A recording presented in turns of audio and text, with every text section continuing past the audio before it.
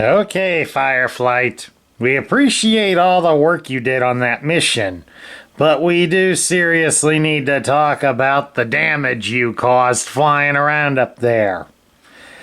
I know the world looks pretty from that high, but you nearly missed 3 buildings, you barely dodged a lot of those trees, only to wind up crashing into a field, destroying 14 trailers, 2 motorhomes, a dozen commercial vehicles, and a yo-yo. What do you got to say about that? Hello everybody, Sparkster1701 here.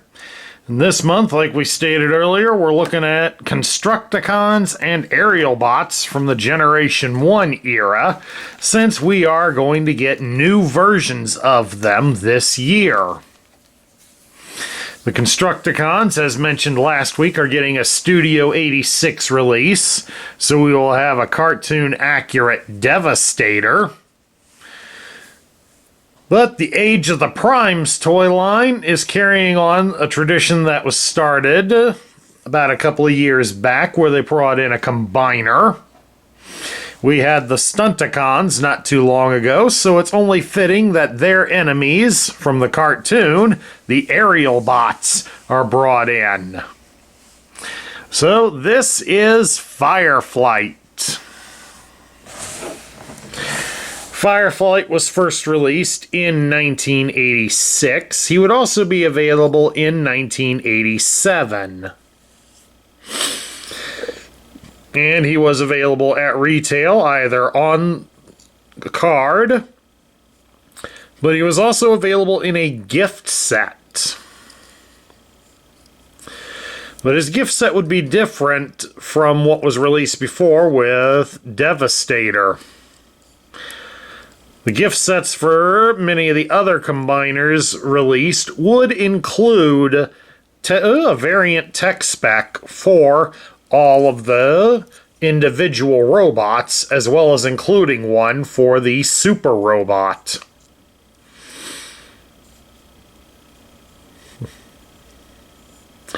Now, Fireflight is the daydreamer of the team, as he has a childlike innocent wonderment at the sight of worlds, especially our world, when looked at it from the sky. The problem is that he doesn't pay attention to where he's going when he's like that, and often results in some particularly interesting crashes or near misses due to his lack of paying attention. Now, at the time that I filmed this, I unfortunately don't have the modern version, because I believe he and Slingshot are the first ones to be released, and at the time that I filmed this, I do not have them. But we will eventually get them, and when I do, there will be a video where we will compare him to that one. And unfortunately, unlike with the Constructicons, I don't have the Generation 2 versions of the Aerialbots. So moving right along, we will take a look at Fireflight's only accessory, and that is his gun. As you can see, he has a dual-barreled gun. The card contents list it as a photon displacer gun. Now, many of the Aerialbots could interchange their weapons. The only one that couldn't is Slingshot. Well, I mean, Silverbolt would also be on that list, but that's the obvious. Silverbolt's the big toy. He has a normal fist, so he can hold a traditional gun. But Slingshot can't hold the other character's guns, and nor can they hold his, and we'll cover that in his review. But at any rate, that's all the accessories for Fireflight. Articulation-wise, he's somewhat less than those of the Constructicons, like one we have covered and the one we will cover. Well, he does have a little bit more, but again, it's all in the arms. You can raise the arm at the shoulder about so far. If he was in pristine shape, you could. This is my original Fireflight from 1986, so that should give you an idea how old he is. You can rotate the arm at the shoulder all the way around, and basically you can move the arm like so at the shoulder due to the way the joint is designed. And that's it. You really don't get anything else. So it's a sad but unfortunate truth with the Aerialbots. All of them are pretty much, all of them save for Silverbolt are pretty much like that. Now to transform Fireflight, we'll straighten his arms out and slide them into his sides, like so. We shall fold out the wings at his legs. Then we'll push his legs up into his body. We come down here to his backside. We can fold down the tail section to cover his feet and fold down the cockpit to cover his head. And then there we have it. He is in jet mode. And of course, if you remembered watching the Generation 1 cartoon, Fireflight and the other Aerialbots were originally shuttles on Cybertron that the Autobots quickly rebuilt into Earth planes. And then with Alpha Trion and the Cybertronian supercomputer Vector Sigma, they gave life and personalities to them. Normally I don't mention these, but I recently happened to see that particular episode on the internet. So, Fireflight is an F4 Phantom II jet. And as a toy plane, he does swoosh pretty good. And of course, if you want a smooth landing on the ground, he does have a forward landing gear so that you can stand him like so on the ground.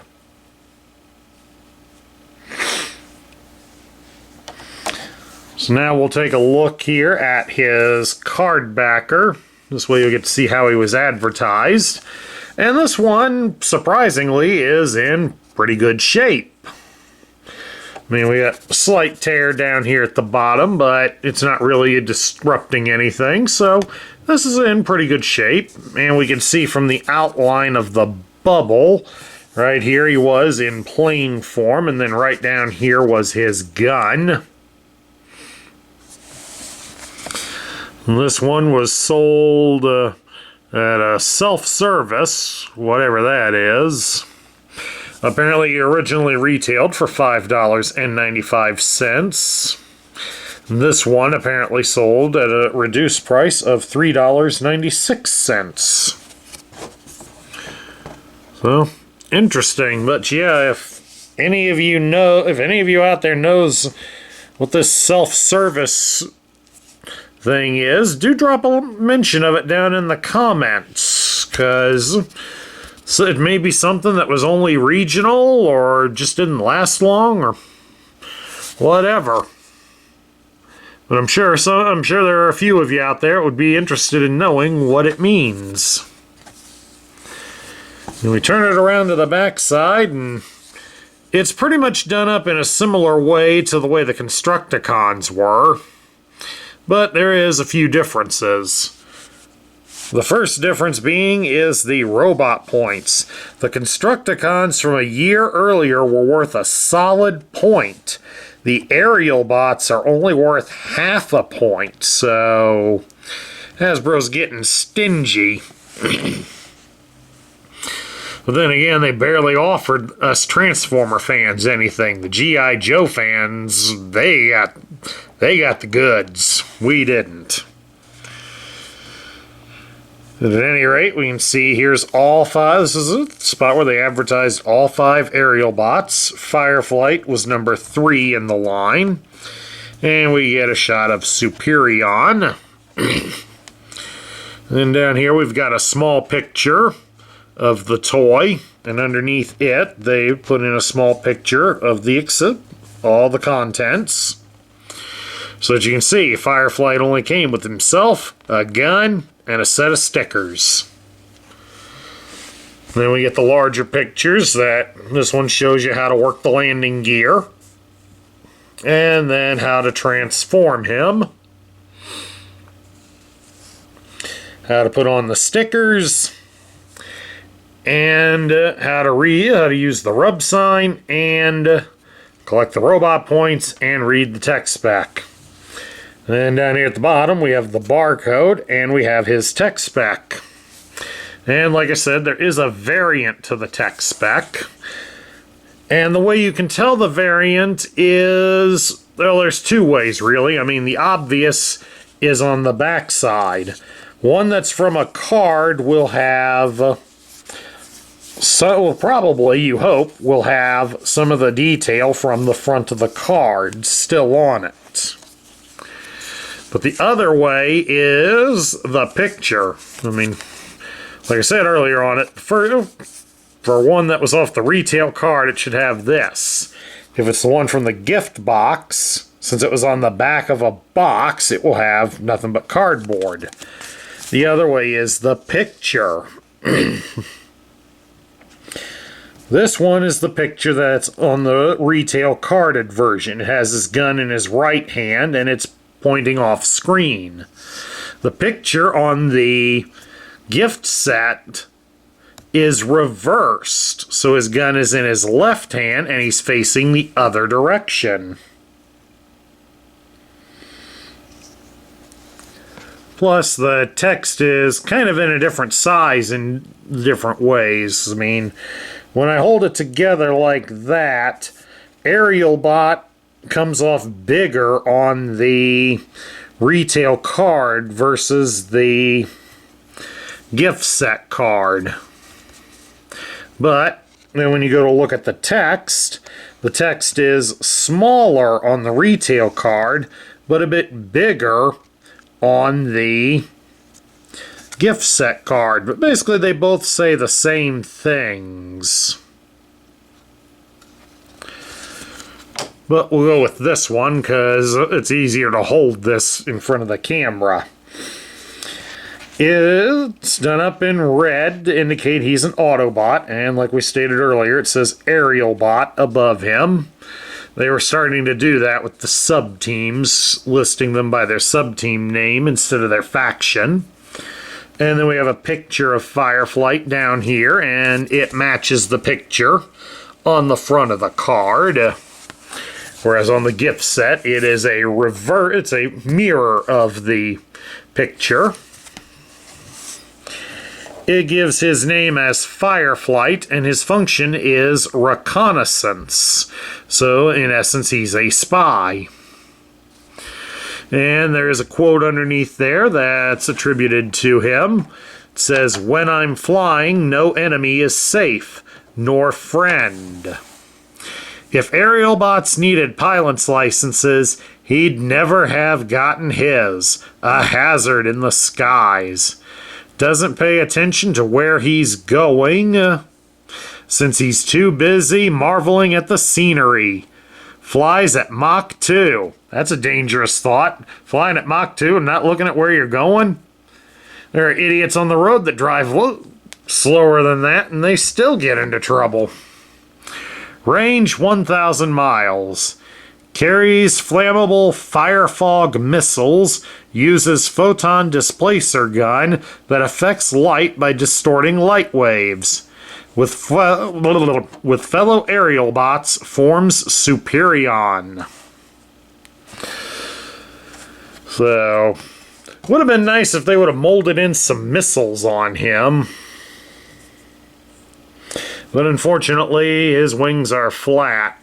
It would have been nice just to have seen those on there. I always thought the Generation 2 Aerialbots had spring-loaded missile launchers, but researching it, I've seen that I'm wrong on that, so good thing I didn't claim that. And then now we get over here to his grid. Normally you would need a decoder to read it, but I can see it fairly decently. It lists his strength as 7, his intelligence is 5, his speed is 8, as is his endurance, his rank is 5, his courage is 9, his firepower is 7, and his skill is 3. And that likely comes from the fact that he's not paying attention to where he's going. So now we get down to my thoughts. What do I think of Fireflight? Well, he's certainly a colorful character. We'll give him that much. Unfortunately, they'd have to retool a lot of his character nowadays due to the World Trade Center attack and the other actions done on September 11th. Since crashing into things with airplanes is now a traumatic thing. I would hope that that doesn't cause Hasbro and such to write off the fact that Fireflight is kind of a childlike character with a sense of wonderment. Something that many of our kids nowadays seem to lack a lot of. It would be nice to allow them to know that they can wonder and be marveled and amazed at the world around them. It might lead to our world becoming a better place. As for the toy, well, there isn't much that can really be said about the Aerialbots that makes them different. The Generation 1 Stunticons that they were pitted against were pretty much the same thing. Aside from the larger vehicle, all the small ones more or less had the same transformation. I mean, it was slightly different on the Stunticons, but again, if you could transform it on one, there was a second one that had the same transformation method. Breakdown and Dead End transformed pretty much the same way. Dragstrip and Wild Rider did it somewhat differently.